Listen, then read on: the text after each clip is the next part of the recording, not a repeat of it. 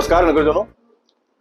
महाराष्ट्र विधानसभा के चुनाव में फिर एक बार बोरीवली से बाहर के उम्मीदवार की नाम की घोषणा पार्टी ने करते हुए पार्टी के कार्यकर्ताओं का और बोरीवली के नगरजनों का मन को ठेस पहुंचाया, ऐसा सभी का कहना है और मेरा भी ये मानना है। क्योंकि भारतीय जनता पार्टी ने हम सबको ये सीख बिल्कुल कभी दी नहीं, किसने कहाँ से चुनाव लड़ना, किसी ने कहाँ से चुनाव नहीं लड़ना।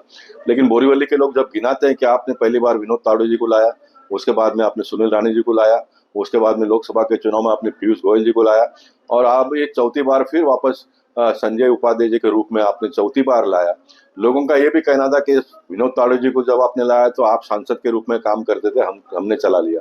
सुनील राणे जी को आपने लाया तब भी आप सांसद के रूप में काम करते थे, हमने चला लिया। पीयूष गोयल जी को आपने लाया तो ऐन मौके पर मैंने भी स्वीकारा उसको और जनता ने भी मतदान करके उसको पूरा कर दिया। और चौथी बार जब बोरीवली में बहुत बड़े पैमाने पे आवाज उठी कि भाई स्थानिक उम्मीदवार को हमको देना चाहिए, और जो भी सर्वे आया उसमें सर्वे में भी पार्टी को लगा कि भाई कोई ना कोई बदलाव होना चाहिए। और ऐसे समय पर बोरीवली के किसी भी व्यक्ति को आप टिकट देते तो वो उसको जनता स्वीकारती थी। मैंने भी पार्टी के कार्यकर्ताओं को कहा, मुझे सारे लोगों ने आग्रह किया आपने चुनाव लड़ना चाहिए। मैंने कहा कि नहीं, कोई पार्टी के कार्यकर्ताओं को पार्टी टिकट देती है बोरीवली का तो उसको हम सब लोगों ने मिलकर स्वीकार कर उसको जिताना चाहिए। हमारा मुद्दा सिर्फ, आप सबका मुद्दा तो सिर्फ यही है ना कि बस स्थानिक होना चाहिए करके, लेकिन ऐसा न होते हुए फिर एक बार चौथी बार पार्टी ने ये निर्णय लिया है। मैं कोई दूसरे पार्टी में जाने वाला नहीं हूँ, मैं भारतीय जनता पार्टी का विचार भी बिल्कुल छोड़ने वाला नहीं हूँ। मैं पीयूष गोयल जी का चुनाव पूरा होते ही एक दिन भी घर में न बैठते हुए लगातार काम कर रहा हूँ।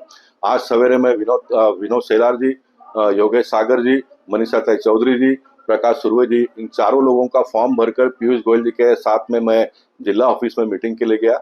वहीं टीवी में हम लोगों ने एक समाचार सुना और पीयूष गोयल जी ने भी मुझे बताया कि ऐसा ऐसा निर्णय हुआ है। तो मैंने उनको वहीं कह दिया कि भाई ये गलत हुआ है, इसको बोरीवली के लोग सहन नहीं करेंगे और ये अगर ललकार है तो फिर उस ललकार को स्वीकारना पड़ेगा। और बोरीवली के लोगों का ये भी कहना है कि गोपाल भाई, आप जैसे व्यक्ति अगर इस चुनौती को नहीं स्वीकारेंगे तो आने वाला 50 साल कोई भी बोरीवली में कोई हिम्मत नहीं करेगा। और ये उनकी बात मुझे बहुत सही लगी।